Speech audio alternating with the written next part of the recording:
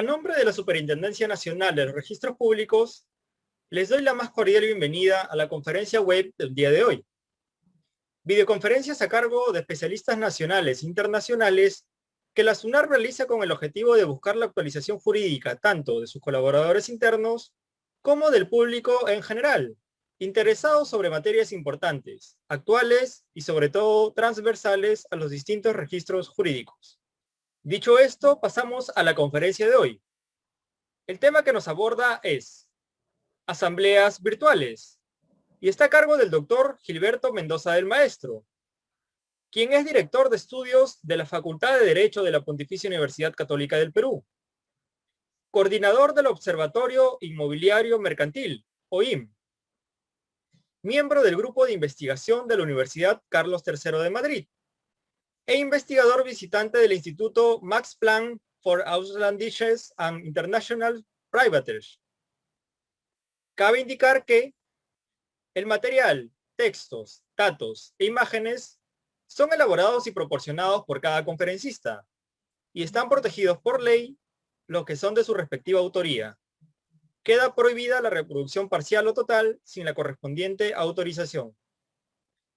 Doctor Mendoza, bienvenido. Lo escuchamos. Gracias, Roberto. Gracias a todos, a Úrsula, a Carmen por la invitación. Para mí es un gusto estar de nuevo, por lo menos de esta forma, con personas tan queridas en la SUNAR. Acá veo muchas personas que conozco y que, bueno, yo me formé en SUNAR, así que siempre va a ser un gusto para mí, para cualquier cosa que se me requiera, estar a la orden. Lo que se me ha pedido hablar en estos 45 minutos es abordar el tema de las asambleas virtuales, ¿no? Es abordar el tema de las asambleas virtuales y lo voy a hacer desde una práctica civil, ¿correcto? Acá yo veo que hay muchos registradores, con lo cual de repente podamos compartir algunas ideas, toda vez que desde marzo del año pasado, desde el 11 de marzo, estamos viviendo una situación la cual no solamente ha tenido influencia en el ámbito de la salud, en nuestra vida diaria, en nuestro trabajo, sino también en aquellos entes en los cuales muchos de nosotros participamos y que funcionan de alguna manera a partir de la colectividad. Es decir, las personas jurídicas, independientemente la modalidad o el tipo en la cual nos encontremos, necesita propiamente decisiones, convocatorias, que se den mediante la participación de los sujetos. Y creo que nos ha agarrado, yo solamente conozco un caso en el cual me vine en consulta, en el que tenía en su estatuto la posibilidad de hacerlo virtual. De ahí, en todos los supuestos, ya sea sociedad o asociación, por lo menos en el mes de abril del año pasado, tenían el mismo problema. Tenían en su estatuto la posibilidad de hacer convocatorias, hacer asambleas de forma presencial. Entonces, el gran inconveniente venía en que en ese momento teníamos una situación en la cual no había desplazamiento por disposición normativa. Y habían casos, como algunos clubes, que tenían por tradición, por ejemplo, a finales de marzo, a hacer, y lo dicen de manera expresamente en el estatuto, hacer las asambleas, ¿no? Para elegir al nuevo consejo o nueva junta, si es en el ámbito de las sociedades. Y claro, el gran peligro, o lo que pasaron en algunos casos, era el tema de la cefalía. Entonces, a partir de estos casos, es que un poco algunos profesores nos metimos en el tema, y a lo largo del año pasado se fueron dando dispositivos normativos bien interesantes, y sobre el cual yo me voy a pronunciar y justamente les voy a conversar, voy a comentar, a fin de que de repente, si es que comparten o no comparten las ideas que les propongo, podamos de repente aclarar, ¿no? O precisar el sentido de este dispositivo normativo. Entonces, más o menos el esquema que voy a tener el día de hoy es primero hacer una aproximación, ¿correcto? Pienso identificar un problema sobre el cual me voy a pronunciar, para luego abordar en sí ya lo que es el dispositivo normativo, cuál es su alcance y cuál es su contenido, ¿no? Toda vez que no tenemos mucho tiempo, me voy a centrar solamente en ello, poner algunos ejemplos. Hay algunas resoluciones del tribunal, hay algunos casos que probablemente se vayan al ámbito judicial, porque han habido algunos inconvenientes, y bueno, voy a comentarlos en esta pequeña exposición. Cuando hablamos de una persona jurídica, vamos a tomar 3 momentos que son importantes. Por lo menos para mi exposición van a ser muy importantes para justamente a partir de ello sacar el tema de la interpretación que hay respecto a este decreto de urgencia, ¿no? El número 100/2020. Primero, un momento que estamos en la convocatoria, justamente cuando manifiesta su voluntad la persona jurídica, para justamente luego, cuando ya se lleve la sesión, tener un primer momento de inicio, ¿no? Y luego de la toma de decisión, que es cuando ya se da la manifestación de voluntad, ¿no? Dentro del órgano, para luego llegar a la inscripción. Normalmente la inscripción tiene un efecto, tiene más un tema de efecto que un tema de validez, aunque hay algunas personas jurídicas que en la inscripción también se coloca como un momento de validez. Vamos a ver en ambos supuestos. Pero de todas maneras, tener en claro el momento de la convocatoria, distinto el momento de la sesión en la cual se toma la decisión, y un tercer momento, el momento de la inscripción. Normalmente, ¿cómo son las convocatorias? Las convocatorias pueden ser por esquela o también pueden ser por publicación, dependiendo de la magnitud o de la cantidad de personas que hayan dentro de la persona jurídica. En muchos casos, ¿no? Hay un caso, por ejemplo, en el Club Náutico, que es bastante interesante porque tiene más de 800 miembros, en los cuales no necesariamente están en Lima, y ellos hacen una convocatoria mediante publicación. Eso es la convocatoria, cuando de alguna forma se señala que va a haber una sesión. En ese segundo momento en el cual ya se toma la decisión, ¿no? Se va a adoptar una decisión, vamos a tener un primer momento de inicio para ver si es que las personas están aptas, por ejemplo, si reúnen los requisitos. Hay algunas personas jurídicas que establecen requisitos previos, y que vamos a ver sobre todo ahora cuando hay este tema de Zoom, ¿no? Si es que el Zoom es un requisito adicional y se requiere modificación de estatuto para ello, o simplemente es un presupuesto para que se dé en esta nueva realidad las tomas de decisiones. Y luego de ello, bueno, se verifica el quórum inicial, y luego en la adopción de acuerdos también se verifica el quórum respectivo para que la toma de decisión, y esto es importante porque la norma justamente, el decreto de urgencia habla de que se debe guardar que sea auténtica la decisión, para luego que se lleve todo este procedimiento, que puede ser muy simple en algunas personas jurídicas o algo complejo en otras, ¿no? Sobre todo los que tienen una gran cantidad de socios, que actualmente incluso hay un mercado bien interesante para contratar software que permita justamente llevar a cabo sin ningún problema, porque claro, el problema no se verifica en la SUNAR, sino que posteriormente pueda haber algún asociado o algún socio que pueda impugnar el acuerdo. Entonces, se están contratando software que pueden ser interesantes justamente para guardar probatoriamente cada uno de los momentos y cada uno de los hechos que se dan para lo que son las sesiones de asamblea o en el caso de personas jurídicas no societarias, ¿no? Para finalmente llegar a lo que es la inscripción. Ya lo había mencionado simplemente para poder enfatizarlo. Quizá el inicio del problema, o por lo menos al que me voy a referir el día de hoy, lo encontramos en el decreto el 8/2020, ¿no? En el cual se dio este estado de inamovilidad, estado de emergencia, ¿no? Que vinieron posteriormente, se fue prorrogando, por lo cual hubo una restricción en el ámbito del desplazamiento y en el derecho de reunión. Y claro, las personas jurídicas, muchas o gran parte, no estaban preparadas para poder hacer sesiones virtuales. No estaban preparadas ni materialmente ni formalmente, porque no estaba habilitado, ¿no? En algunas personas jurídicas, por ejemplo, en mi universidad, en la Universidad Católica, hay una cláusula, ¿no? Antes que saliera estos dispositivos, en el mes de abril más o menos, que permitía al rector de manera excepcional poder convocar por otros medios. Entonces, por esa parte, habían algunas personas jurídicas que sí podían, ¿no? Maniobrar, ¿no? Pero hubieron otras en las cuales era clarísimo de que nos encontrábamos frente a un requisito de sesiones presenciales. Entonces, a propósito de ello, es que se dan de manera progresiva diferentes decretos de urgencia. Primero es uno que es el 56-2020, correcto, que se refería al tema de superintendencia de mercado de valores. Luego es uno 75-2020, que se refiere al tema de cooperativas. Hasta llegar al decreto que va a ser materia de análisis en la presente presentación, ¿no? Que es este decreto de urgencia del 100-2020. El cual, cuando uno quiere revisar su exposición de motivos o cuál es el razonamiento, en realidad es bien sencillo, porque lo jalan de los decretos de urgencia anteriores.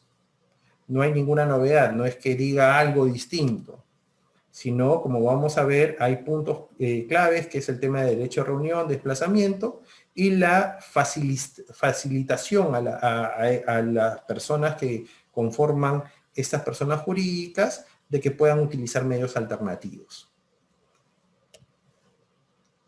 Dentro del contenido de este decreto de urgencia es bien interesante porque justamente, y va a ser materia de lo que yo voy a hacer la interpretación restrictiva de la norma, toda vez que hay diferentes posiciones respecto a ello, es decir, este decreto de urgencia crea un régimen particular para lo que son las asambleas llamadas virtuales, es decir, si mi estatuto me dice que las asambleas son presenciales, ese decreto de urgencia lo que me quiere decir es, bueno, por heteronomía positiva, el Estado te está diciendo es que ya no solamente vas a tener un tema de reuniones presenciales, sino también de forma virtual, bajo los requisitos que están en este decreto de urgencia.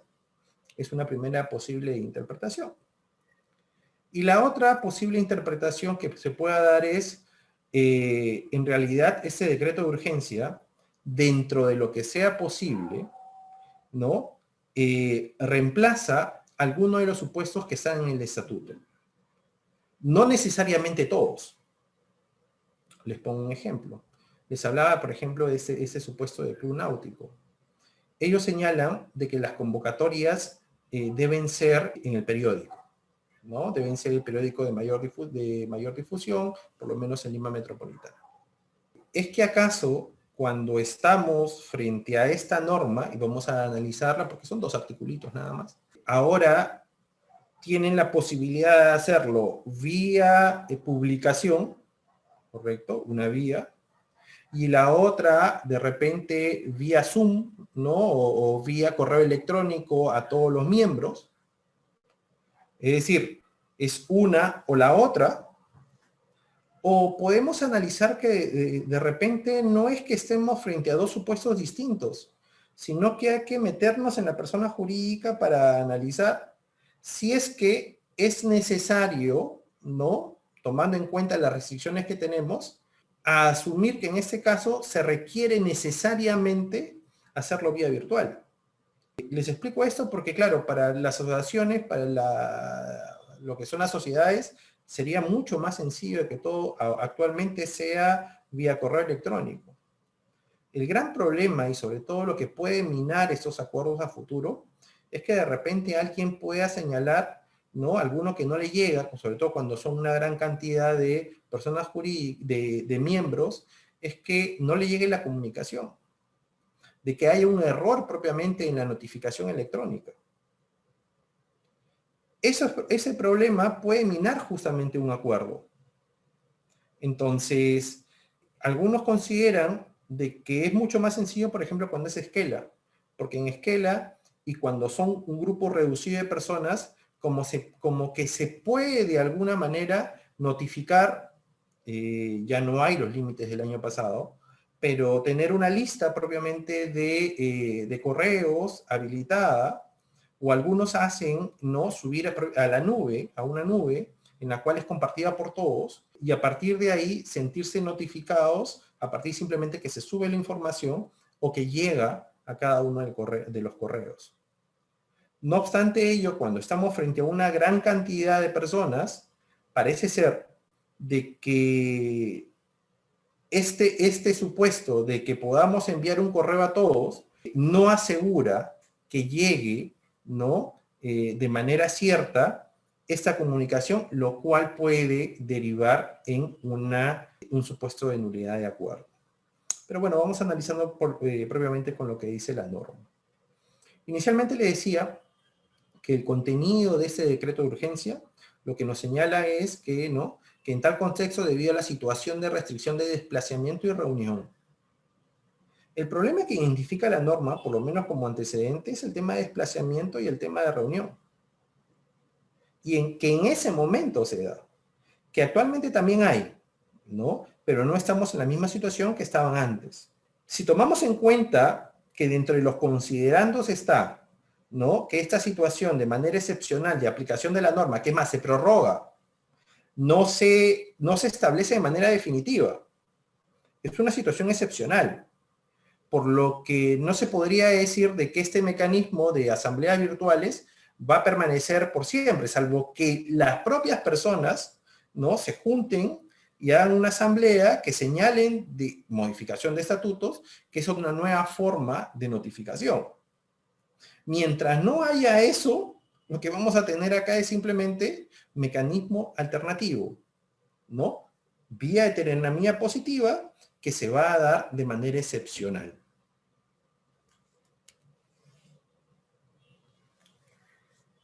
Este ya es el contenido de la norma. Entonces, si nuestro punto de partida, por lo menos en el corazón de la norma, lo que nos establece es que vamos a estar en un supuesto de excepcional de restricción, ¿no?, respecto al desplazamiento y el derecho a derecho a reunión.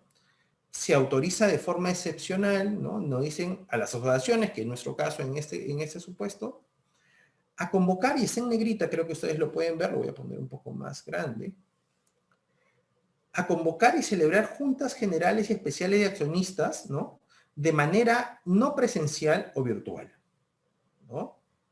A convocar, dijimos que era nuestro primer momento, ¿no?, a convocar, y a celebrar juntas, ¿no?, o asambleas propiamente, ¿no?, de manera virtual. ¿A través de qué? A través de lo que son medios tecnológicos, telemáticos y de comunicaciones en naturaleza similar. Que vamos a poner en este caso como ejemplo simplemente lo que hacen algunas mediante Zoom o mediante Google Meets, ¿correcto? Y acá en rojo he puesto quizá lo que para mí es lo más relevante, en especial para lo que va a ser la calificación y lo que puede ser un eventual proceso. Que permita la comunicación y garantice la autenticidad del acuerdo.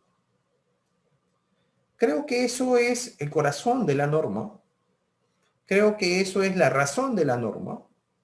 Que justamente cualquier actividad que se haga, y por eso creo que acá no se puede tener una mentalidad o una visión muy cerrada, sobre todo por las circunstancias en las cuales nos encontramos, lo que debe primar frente a un ámbito de duda, un criterio de interpretación, un criterio de verificación del supuesto de hecho, es que cualquier medio tecnológico, porque ahora han aparecido otros, ¿no?, se pueda garantizar tanto la comunicación en el ámbito de la convocatoria y se pueda garantizar de que al momento de llevarse la sesión, el tema de la autenticidad se verifica que realmente exista el acuerdo y que se pueda formalizar. Porque una de las grandes dudas, por lo menos que se tiene en el ámbito societario, es ¿y cómo lo vamos a llevar? ¿Debemos grabar la sesión? Al registrador le debemos enviar, la norma dice que le debes enviar, pero de todas maneras, para que tenga una mayor seguridad, le debemos enviar la grabación que tenemos en el Zoom. Cada una de las personas tiene que mantenerse en toda la sesión. ¿Qué pasa si falla su conexión? hay diversas incertidumbres que se da en este marco que la norma no aclara. Que la norma no ha sido muy detallada, no ha sido muy exegética, no nos ha señalado en cada supuesto, porque también si nos ponemos a pensar en ese momento, si alguno de nosotros hubiera de repente en el inicios del mes de abril, dentro de todas las preocupaciones que teníamos, poder legislar sobre esto, es muy probable que hubiéramos dejado en el tintero muchísimos supuestos. Es por eso que dan esta idea general. Esta idea general en la cual lo importante es que el medio que utilicemos necesariamente permita una comunicación cierta, y que se garantice que ese acuerdo no solamente es auténtico, sino también es válido. Y, bueno, al final lo que nos señala es que se pueda sesionar, no solamente que se lleve eso, sino que se garantice que se pueda sesionar de forma virtual, ¿no? Es muy interesante esto porque por lo menos en clases y cuando a veces se hacen sesiones, hay sesiones sincrónicas y sesiones asincrónicas. Creo que en esto no estaba pensando propiamente la norma. Entiendo de que todos deben estar presentes o también se puede hacer voto escalonado, ¿no? Dependiendo cuál es el acuerdo que se vaya a tomar. Les pongo un pequeño ejemplo. En otro club, el dispositivo del estatuto dice lo siguiente, ¿no? La elección de un nuevo consejo directivo se va a llevar entre las 8 de la mañana y las 3 de la tarde, ¿no? Entonces, la pregunta que normalmente hacen, doctor, ¿tengo que tener la sesión abierta de Zoom de 8 de la mañana hasta las 3 de la tarde? ¿Podemos hacer que solamente entren entre las 8 y las 9? ¿Todos tenemos que estar presentes a esa hora? Luego tienen que estar permanentes algunas personas. ¿Qué personas tienen que estar permanentes en la sesión? Entonces, va a depender mucho del tipo de estatuto y el tipo de decisiones o cláusulas que existan en el mismo. Yo en este caso, por lo menos creo que no es necesario de que las personas que voten, porque tampoco se hace eso de manera presencial, estén en toda la sesión, sino que simplemente se pueda, y el Zoom o el Google Meets y otras herramientas también permiten de que se pueda de alguna manera tomar nota y de alguna forma grabar, ¿no? Porque también ahí viene el problema es si la persona que está entrando es la persona y no es otro sujeto, ¿no? Sobre todo cuando tienen apagada la cámara. En estos casos lo que nosotros, por lo menos cuando llevamos a cabo una sesión de este tipo, era que todas las personas que ingresen se presenten, ¿no? Grabándolas. En este caso, felizmente, no era necesario de que el voto sea secreto, ¿no? Porque cuando en otros casos el voto es secreto, bueno, simplemente contratamos un sistema en el cual por el número de persona, tenía un código y el código emitía propiamente la votación. Y nosotros podíamos verificar, ¿no? Que mientras estaba haciendo, se iba modificando propiamente el tema de el número de votos, ¿no? Para llevar una correlación, a fin que no se señalara después, hoy ha habido manipulación del tema de la votación. El tema de los votos es bien sensible, sobre todo cuando existe competencia entre dos juntas o dos listas que de alguna manera están postulando, ¿no?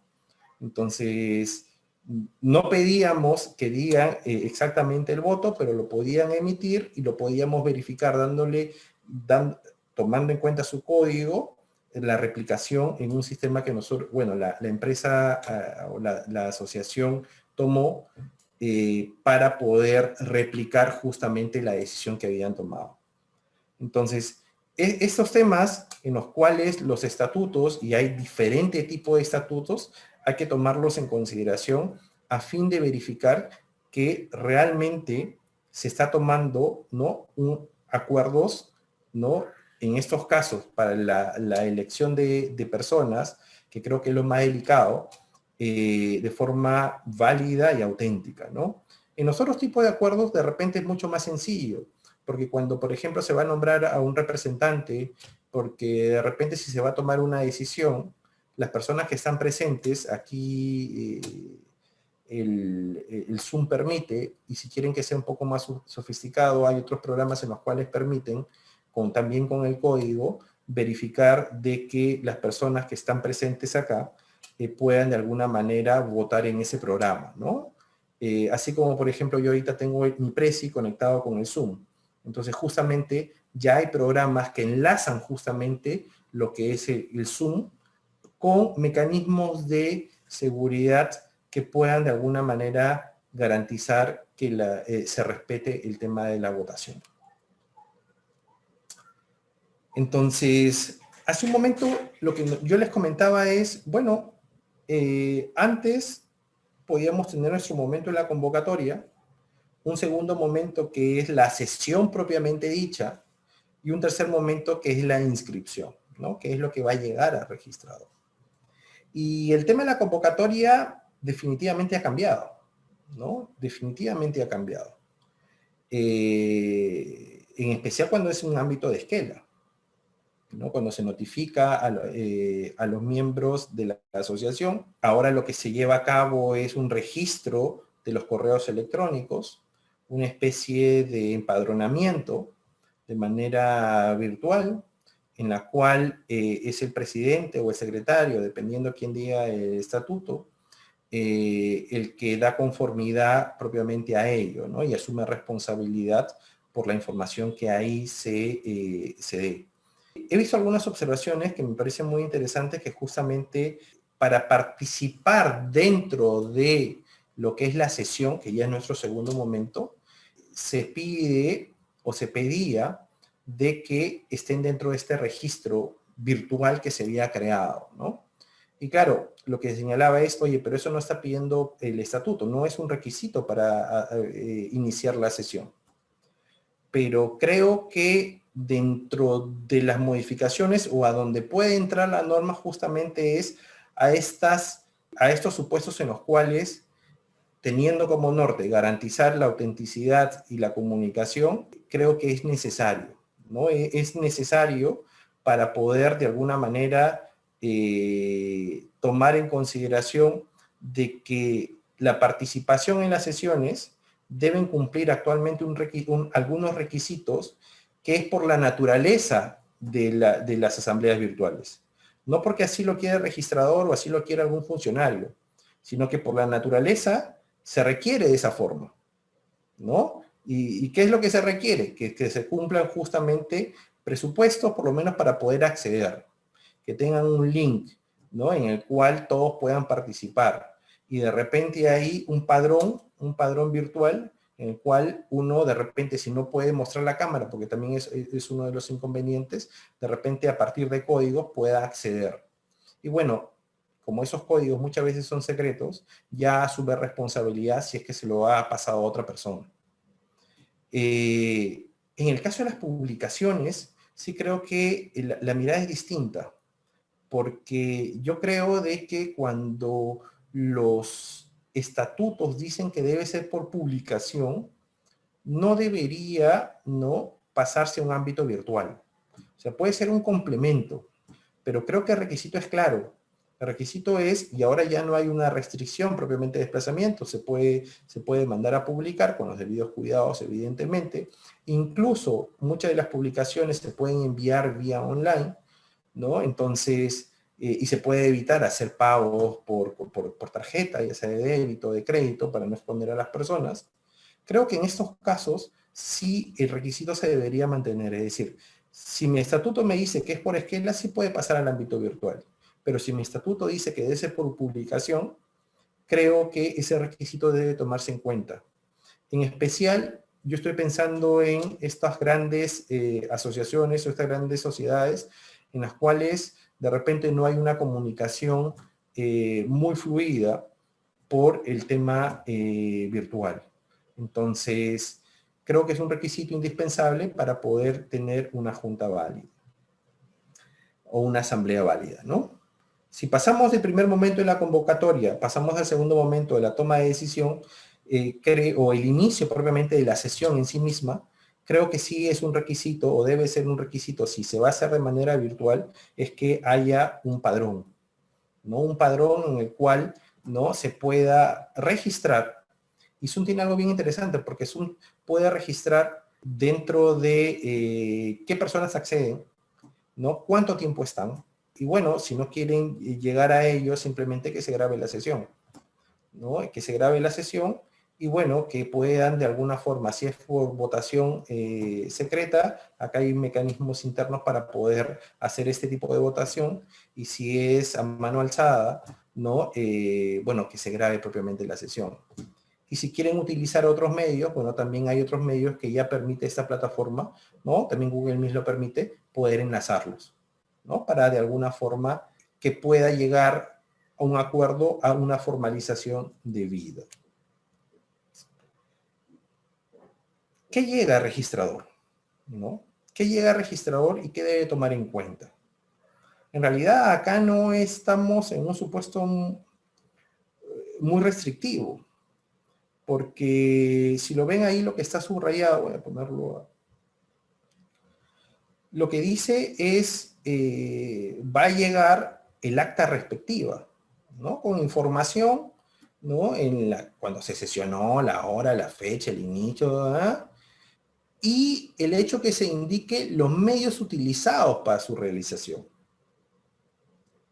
Y entiendo que ahí cuando se dice de que se indiquen los medios, justamente es porque va a haber, va a asumir alguien responsabilidad, va a decir se llevó de tal forma por determinados medios, ¿no? Y claro, cuando señale eso, esa persona va a asumir responsabilidad, y creo que ahí el registrador, más que calificar ello, va a tener que ver si es que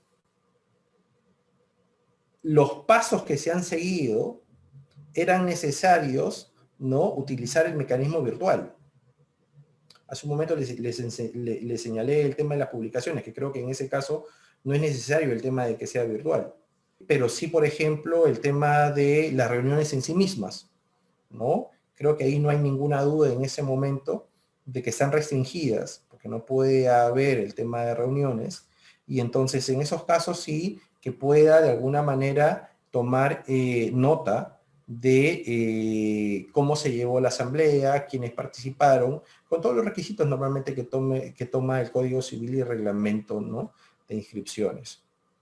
En la práctica, mucho lo que están haciendo es para, de alguna forma, tener un mayor respaldo, es que también participen algunos notarios, ¿no?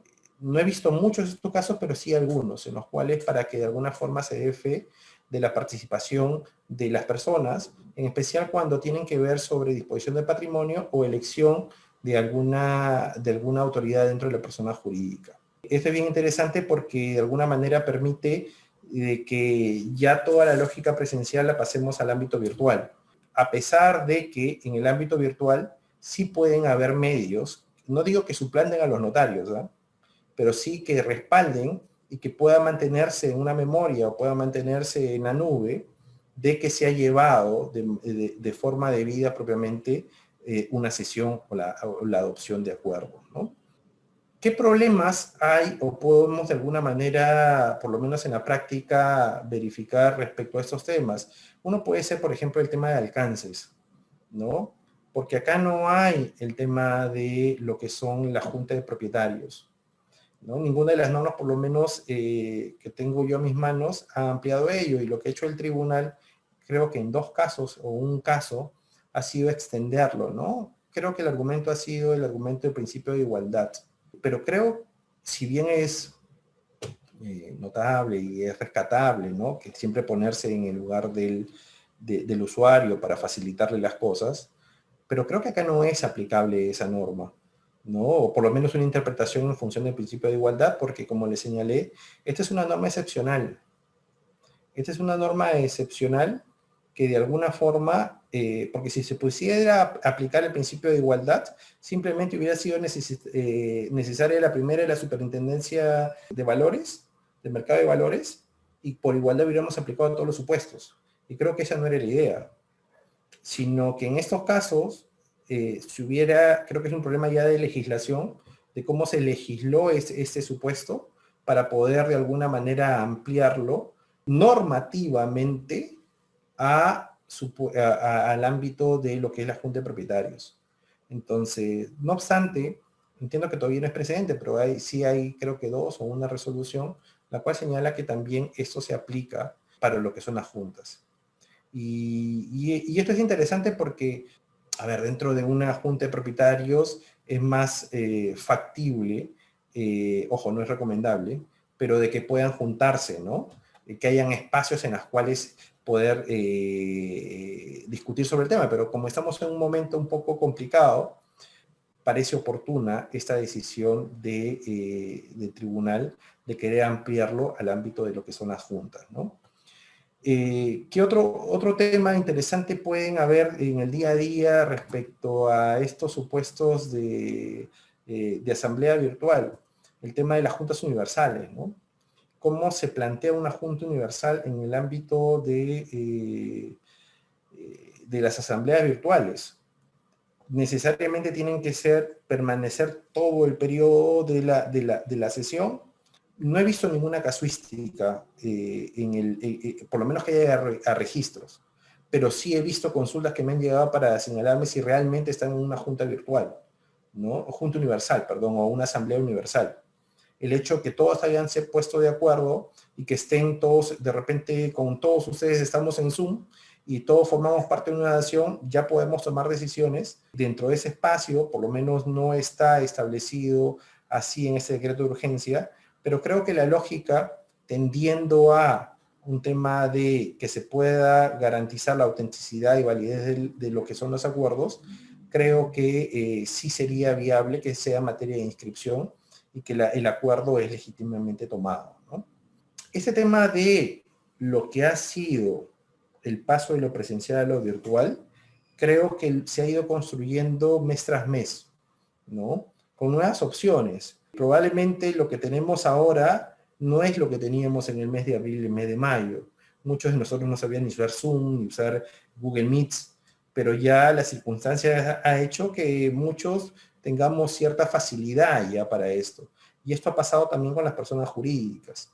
Entonces, frente a una norma que no es tan específica y que prácticamente deja al criterio de funcionarios o de repente del juez y también de los propios órganos poder llevar estos acuerdos, creo que cualquier caso no necesariamente se puede aplicar como regla general, sino tiene que necesariamente verse caso por caso, ver la naturaleza de la persona jurídica y a partir de ahí verificar si se cumplen con los requisitos o no se cumplen con los requisitos que se dan producto de la interpretación conjunta de este decreto de urgencia 100/2020 con el estatuto de cada entidad. Bueno, eso es lo que quería presentarles. No sé si tuviesen alguna pregunta. Creo que estoy en 40 minutos, Roberto, es lo que me pidieron. O puedo de repente avanzar otras cositas adicionales. Agradecemos al doctor Mendoza por su exposición. Muy bien, ahora vamos a dar pase al bloque de preguntas realizadas por nuestros asistentes. Para ello cederé la palabra al señor Amador Zafra Reyes, colaborador de la Subdirección de Capacitación Registral de la SUNAR, quien dará lectura de las preguntas para que el doctor Mendoza tenga la amabilidad de absolverlas. Recuerden que pueden seguir formulando sus preguntas a través del chat del Zoom. Señor Zafra, bienvenido, le escuchamos. Muchas gracias. Doctor Mendoza, muchas gracias por su extraordinaria exposición y empezamos a leer las preguntas de los participantes. Primera pregunta, ¿se puede aplicar la celebración de asamblea virtual a una asamblea de constitución de una asociación? Sí, yo creo que sí. Siguiente pregunta, ¿qué sucede con las asambleas y comités cuyo periodo de vigencia vencen en abril del 2021?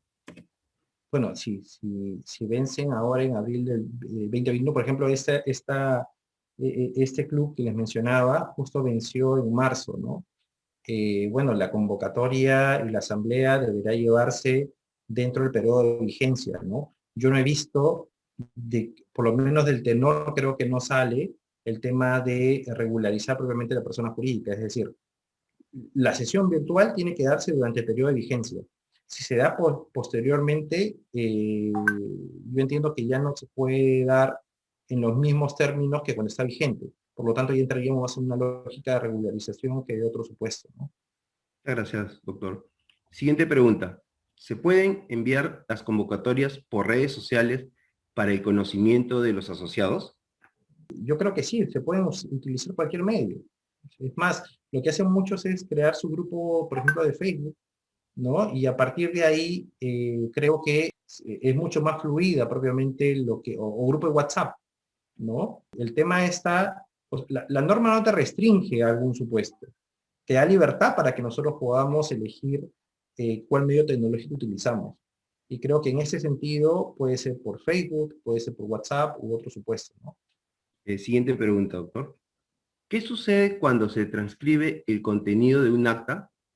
Los firmantes deben ser el presidente y el secretario de actas y archivo. Así, los prescriben los estatutos, pero sucede que el secretario de actas ha fallecido en esta pandemia. ¿Cómo es que se resuelve este inconveniente si el estatuto no prescribe quién es el reemplazante o si tendrá esa facultad algún otro miembro del consejo directivo? Es interesante, ¿no? Porque justamente en estos supuestos habría que revisar bien el estatuto, porque lamentablemente, bueno, como muchas personas han fallecido, y si en el estatuto no hay propiamente un reemplazante, aunque me parece raro, porque normalmente establecen lo que son, si es que no puede esta persona, sino el presidente, el secretario, sino otra persona, el vocal. Y si no hay esto, lamentablemente considero que en este caso habría que revisar bien el estatuto para ver alguna opción, ¿no? No sé hasta qué punto el registrador, si es que no está en el cargo, lo pueda de alguna manera tomar en consideración, ¿no? Muchas gracias, doctor. Siguiente pregunta. ¿Es aplicable el decreto de urgencia 100-2020 a las comunidades campesinas? Yo creo que no, pero yo creo que esta apertura que ha tenido el Tribunal Registral a cualquier colectivo, ¿no? Incluso las personas que viven en edificios, ¿no? Y que se juntan para poder de alguna forma adoptar acuerdos bajo lo que es la propiedad exclusiva, propiedad común, si a ellos que no tienen personalidad jurídica se puede extender la aplicación de este decreto, creo que no habría ningún problema para cualquier otra persona, cualquier sujeto que tenga personalidad jurídica, ¿no? Y en eso creo que están las comunidades campesinas, ¿no? Muchas gracias. Siguiente pregunta. Si el estatuto establece la votación secreta, ¿por qué exigir que en una sesión virtual se cuente con un mecanismo que permita acreditar tal circunstancia? ¿No sería excesivo tal criterio? Sí, es interesante, ¿no? En realidad, si la votación es secreta, no estamos de alguna manera guardando el sentido de la decisión. Lo único que se busca guardar es que se emita la decisión. Entiendo que todavía sigue vigente el precedente que cuando es una decisión, cuando es secreta, esta es por el tema de intangibilidad, no se puede de alguna manera pasar a que sea de manera abierta, ¿no? O mano alzada. Entonces, creo que lo único que se garantiza ahí es que se votó. El sentido sigue siendo guardándose bajo reserva, ¿no? Muchas gracias, doctor. Siguiente pregunta.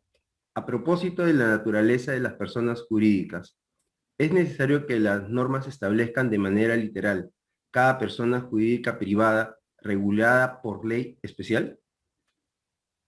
No le entendí bien el sentido de la pregunta, pero cuando es un tema de persona jurídica, por lo menos la perspectiva que yo tengo es que cuando es del ámbito privado, creo que si bien debe ser, los estatutos deben interpretarse de forma no literal, sino de manera sistemática dentro del contenido propiamente de todo lo que señala el estatuto. Entonces, yo creo que no debe ser tan restrictivo, ¿no? Tomando en consideración qué cosa, criterios que creo que ya se han señalado de manera recurrente tanto por los registradores como por el tribunal, es decir, que se adopten acuerdos válidamente, que se debe tender a ello, ¿no? Es distinto, creo yo, y eso yo lo veo mucho en la universidad, por ejemplo, porque cuando hay reglamentos que saca la propia universidad, siempre viene la discusión. Oye, estamos frente a regulación o reglamentos, o incluso el propio estatuto de naturaleza privada o de naturaleza pública, sobre todo porque en el ámbito de universidades está el tema de la SUNEDU, ¿no? Entonces, que puede hacer de alguna manera cambiar naturaleza o mutar la naturaleza. Pero siempre que se ha tomado, se ha dicho, bueno, mira, estas decisiones o esta estructura es de naturaleza privada, siempre se es mucho más laxo en el ámbito de la interpretación que cuando se señala que es de manera administrativa, lo que tiene que ver con la SUNEDU. Entonces ahí sí es muy literal y ahí sí no podemos apartarnos de lo que dice el tenor. Pero cuando es en naturaleza privada, creo que el ámbito finalista y sistemático tiene un mayor margen de actuación, ¿no? Gracias, doctor. Siguiente pregunta. Si la documentación presentada al registrador le informa que la votación fue secreta, ¿este está en la capacidad de interpretar si hubo votación secreta o no? ¿No? Si la votación... A ver, es evidente que si dicen que es secreto, pues tiene que tener resultados, ¿no? No le van a enviar diciendo es secreto, ¿no? No le van a dar resultados. Simplemente si se toma la decisión, ganó tal lista, ¿no? Y la votación fue secreta, no creo que ahí no hay mayor capacidad de análisis o de competencia por parte del registrador, ¿no? Siguiente pregunta. En lugares rurales en las que no hay buena señal de internet, ¿cómo puede desarrollar sus asambleas en el entorno de la pandemia? Ese es un gran problema. Ese es un gran problema. Y creo que ahí este tema de los medios tecnológicos, creo que por la realidad es muy complicado. Es muy complicado. Entonces, dentro de lo posible, se tendrían que ir a los medios presenciales, ¿no? Pero claro, eh, no creo que esta norma solucione estos casos en los cuales hay casi nula conectividad, no se cuentan con los medios. Creo que es una realidad en la cual la norma no está pensando para solucionar, ¿no? Podrían haber otros mecanismos, sí, podrían haber otros mecanismos, pero creo que el tema virtual, por las carencias que hay en ciertas zonas en nuestro país, creo que no es aplicable. Siguiente pregunta. Se necesita realizar una junta general de accionistas para aprobar la donación de un bien inmueble. En una empresa pequeña de 6 personas, al ser reducido el número de personas, es necesario realizar la convocatoria y la sesión virtual conforme al decreto de urgencia. Sí, o sea, si son un grupo pequeño de personas, incluso se podrían ir por punto universal, ¿no? Y que estén todos los titulares de las acciones ahí y puedan llevar a cabo esta sesión, ¿no? Ahí sí creo que no habría ningún inconveniente. Siguiente pregunta, doctor.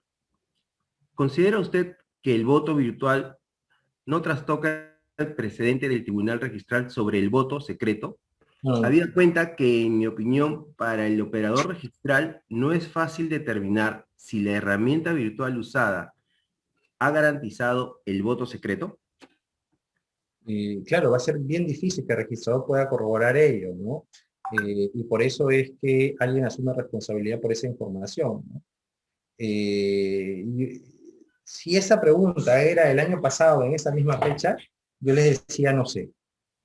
Pero actualmente sí hay votación secreta, ¿no? Que se puede hacer por Zoom o por otras herramientas.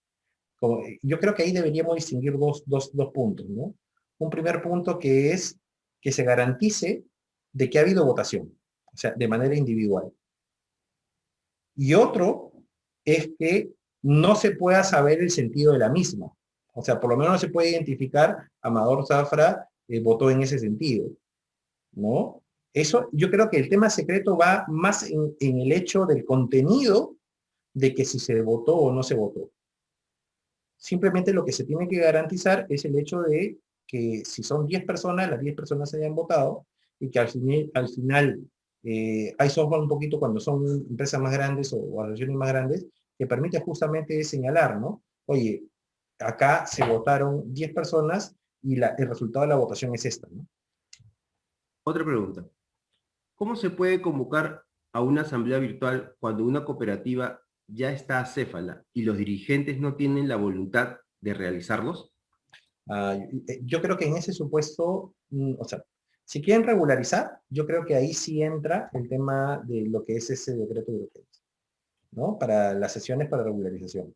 Pero no está pensado propiamente para ello, no solamente lo que nos dice el objetivo de la norma es darle una opción a las personas que tienen, que forman parte de una personería jurídica, de que puedan realizar sus sesiones por un medio que no sea el presencial, ¿no? Ese creo que ese supuesto, en ese supuesto se aplica. Ya si las personas están en un supuesto de cefalía, creo que iríamos a lo que dice el reglamento y que la sesión justamente se base en la norma, pero la norma no creo que solucione ese tema de regularización. Gracias, doctor. Siguiente pregunta. Me parece que esta es un poco parecida a la anterior, pero la voy a leer igual. Permíteme, Amador, porque Sí. justo a propósito de esa pregunta, algunos, ¿no? Porque se habla de lo virtual y de lo no presencial, ¿no? Y no necesariamente lo virtual es no presencial, porque incluso también podría ser, ¿no? Y alguna vez me llegó esa consulta, porque en el mes de mayo, junio, todavía no se tenía mucha certeza o conocimiento de estas herramientas tecnológicas, si la votación también podrían ser una especie como por carta, ¿no? O sea, que se envíen propiamente a un domicilio, ¿no? Las votaciones respecto a un tema en específico, ¿no?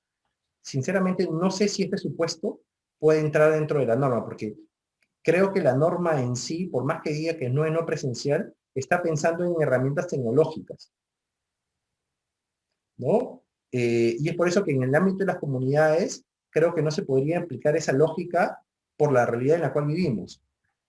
Entonces, podría ser una opción, como una especie de pen pal que había antes, ¿no? De que todo es mediante el envío de comunicaciones, ¿no? En documentos, en cartas o documentos sellados.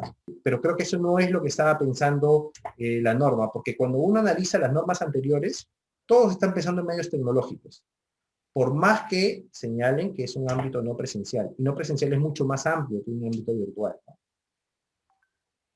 ¿Considera que el artículo 1 de la Ley de Firma y Certificado Digital y la 141-A del Código Civil, que consagra la validez del uso de medios electrónicos para manifestar voluntad, hacen necesario este decreto de urgencia? Yo creo que coadyuva. Cuando no había esta norma, se podría de alguna manera utilizar, se podría generar en función de la normativa que acaba de señalar el doctor, se podría haber utilizado, ¿no? Pero claro, igual, si es que el estatuto decía que solamente era presencial, creo que este artículo 141 no podría aplicarse para la validez propiamente del acuerdo, más sí para la comunicación. De todas maneras, creo que era necesario que se dé esta normativa, ¿no? Es más, 4 universidades firmaron un pedido de que se dé ese tipo de normativa, ¿no? Gracias, doctor. Siguiente pregunta. Si la convocatoria virtual de elección de comité electoral se hizo el último día de mandato, la asamblea virtual de su nombramiento, entre paréntesis, no prevista virtualmente en el estatuto, la convocatoria a elecciones y su celebración realizadas fueron de su mandato y sería válida.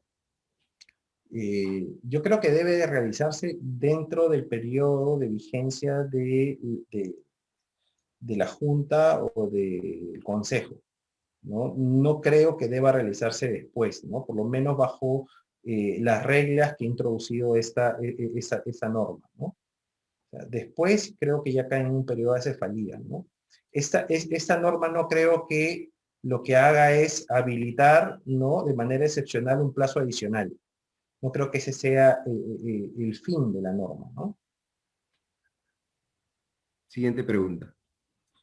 En la constancia de convocatoria de una sesión virtual, debe especificarse el medio de realización de la sesión, ejemplo, Facebook, Meet, WhatsApp, e indicar el link de acceso web, o solo es necesario indicar que se realizó de manera virtual? No, yo creo que se debe indicar, yo creo que se debe ser detallado en toda la información. Es evidente que el registrador no va a poder de alguna manera hacer clic ahí y verificar si es que realmente existió, ¿no? Pero sí esa información es relevante. ¿Y por qué? Por un tema de a futuro, ¿no? Si es que hubiese alguna impugnación, se debe dejar los elementos esenciales para poder verificar después la existencia o no de estas sesiones, ¿no? Muchos lo que hacen, y es un tema bien interesante, es que están utilizando la nube. Y en la nube guardan toda la información. Yo siempre a las personas que me sugieren, o por lo menos que vemos alguno de sus casos, es todo guarda en la nube. Guárdalo ahí por lo menos por el periodo de prescripción, para que te evites problemas a futuro, porque alguien puede de alguna manera señalar que eso nunca ocurrió. Entonces, se evitan problemas, guardas en la nube, si alguien quiere verificar, mira, aquí está. ¿Eso debe verificar registrador? Creo que no. Siguiente pregunta. ¿Las asambleas virtuales necesariamente deben ser universales? No, no creo que necesariamente deben ser universales. Es más, yo creo que la excepción que sean universales, ¿no? Deben ser por convocatoria y llevarse a cabo según lo que dice el estatuto o estas modificaciones que nos enseñan, ¿no? O la norma, el decreto de urgencia, ¿no? Penúltima pregunta, doctor Mendoza. Si participa el notario certificando quórum, instalación y acuerdo, ¿la calificación registral de las constancias no serían necesarias? ¿Qué opina de la competencia o el lugar de realización de la Junta? Pues esta se realiza en el ciberespacio, tomando en cuenta que participan asociados en provincias o en el extranjero. Si creo que eso debe calificar el registrador, yo creo que sí debe calificarlo, ¿no? Es decir, a ver, no quiero entrar acá en un conflicto entre lo que puede ser la labor notarial o la labor registral. Lo que sí quiero decir es que, por ejemplo, ¿no? El notario corrobora de que se ha llevado la sesión, pero cuando van propiamente al registro, se verifica de que todo ha sido virtual, pero la convocatoria debió ser por publicación. Entonces, creo yo que ahí sí hay un margen para poder observar si es que no se ha llevado con la formalidad inicial. Evidentemente, el registrador no podrá meterse en aquello que corroboró propiamente el notario, salvo que hayan requisitos que están en el estatuto y que no se han cumplido para poder lograr la inscripción. Pero creo que ahí las competencias, si bien hay zonas grises, creo que hay cierta delimitación, ¿no? Muchas gracias. Última pregunta, doctor. ¿Qué pensaría en el caso que se realice la asamblea por Zoom, pero cuando los asociados quieren entrar, no se puede? Sorpresivamente, solo ingresan ciertos asociados. ¿Esto sería pasible de impugnación o hay causística? Sí, yo creo que esos son los grandes problemas, ¿no? Muchas veces cuando ocurren esos temas y vienen en consulta, ¿sabes qué? No se pudo conectar la persona, o sea, por eso se llama obviamente a terceros, en este caso el notario, para que verifique que de repente el link que se ha otorgado se pueda acceder. Si se tiene problema de conexión por alguna de las personas, ahí hay que mirarlo de manera bien precisa, porque puede ser problema de la persona que se conecta, como también puede ser el link que se ha otorgado, porque muchas veces te piden códigos y a veces no se ingresan. Entonces, evidentemente yo creo que eso no tiene que verse por el registrador, porque al final él asume responsabilidad con ello, pero a efectos de no hacer de esto un litigio, sí las medidas, hay diferentes medidas que se pueden tomar respecto a este caso. Cuando son pocas personas y de repente alguien ingresa y de repente se comunica por WhatsApp o por alguna línea, de repente un grupo, y dice, ¿sabes qué? No puedo ingresar, detén todo hasta que esta persona pueda ingresar, ¿no? ¿Y por qué? Porque lo que debe buscar no es tirarse un acuerdo en un proceso que va a durar 8 años, 5 años, sino es tratar de dar en estos momentos las mayores facilidades para que justamente se pueda tomar acuerdos. Ahora, es evidente de que hay conflictos entre juntas y que pueda haber alguna, si es que presencialmente ya hay estas tomaduras de pelo de que de repente no se convoca bien, ¿no? Para perjudicar a votantes de otra lista, eso también se puede dar en el ámbito virtual. Bueno, se tendrá que ver la casuística, ¿no? Doctor Mendoza, agradecemos por su respuesta y damos pase a Roberto para que finalice con la conferencia web. Agradecemos a los asistentes que han participado con sus preguntas. Y por supuesto al doctor Mendoza por compartir con nosotros sus conocimientos y experiencia. Doctor, ¿quisiera decir unas palabras antes de despedirnos? No, gracias a todos ustedes por la invitación. Veo muchos amigos, veo muchas personas que me formaron en la lista que han participado. Y bueno, yo a disposición para cualquier cosa que ustedes necesiten. Cuídense un montón, ¿no? Doctor Mendoza, reiterarle nuestro agradecimiento por su presencia y su tiempo, y esperamos nos pueda acompañar en otra ocasión. Ahora sí, gracias por conectarse y los esperamos en nuestra próxima conferencia web.